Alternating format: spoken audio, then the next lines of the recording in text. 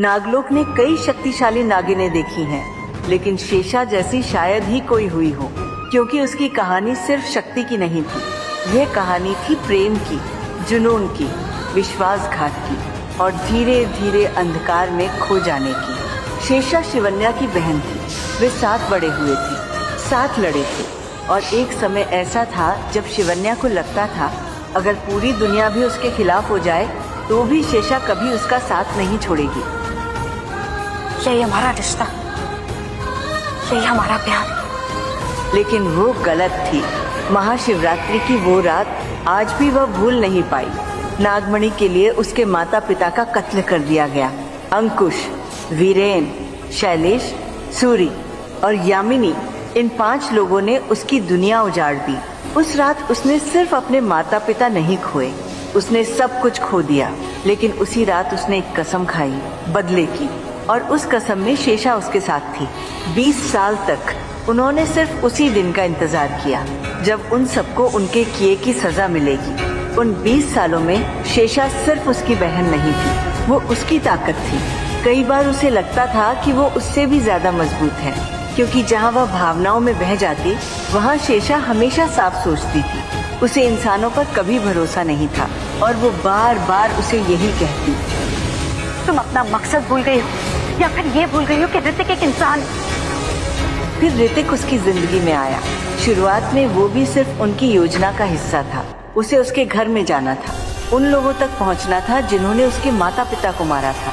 सब योजना के मुताबिक चल रहा था। इंतकाम अब शुरू हो चुका है। लेकिन धीरे धीरे कुछ बदलने लगा।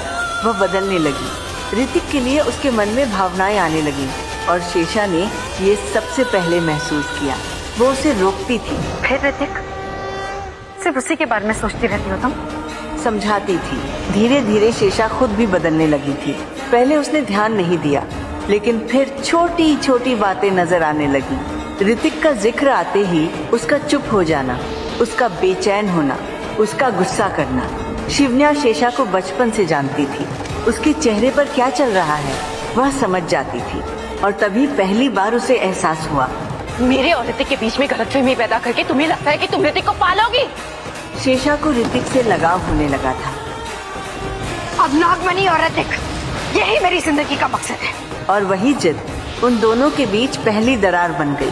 उसने कभी नहीं सोचा था कि जिस बहन ने हर लड़ाई में उसका साथ दिया एक दिन वही उसके खिलाफ खड़ी होगी। लेकिन वही हुआ। शेषा ने यामिनी का साथ चुन लिया। बचपन से साथ निभाने का वादा किया था तुम, आज तुमने वो वादा तोड़ दिया। ऋतिक के सामने उसकी सच्चाई खोल दी और पहली बार उसे दुश्मनों से ज्यादा चोट अपनी बहन से मिली। वापस लौटा। ऋतिक को पाने की चाह में, नागमणि की शक्ति पाने की चाह में शेषा ने महिष्मति का साथ भी स्वीकार कर लिया। 25 साल बाद होगा रानी अवंतिका का वार।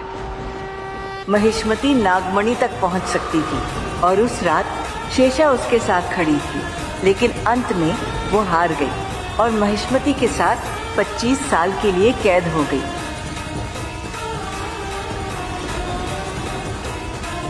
कैद कर लो उसे। नहीं! उस दिन उसे लगा था सब खत्म हो गया, लेकिन वह नहीं जानती थी कि शेषा की कहानी अभी खत्म नहीं हुई। असल में उसकी सबसे खतरनाक शुरुआत अब होने वाली थी।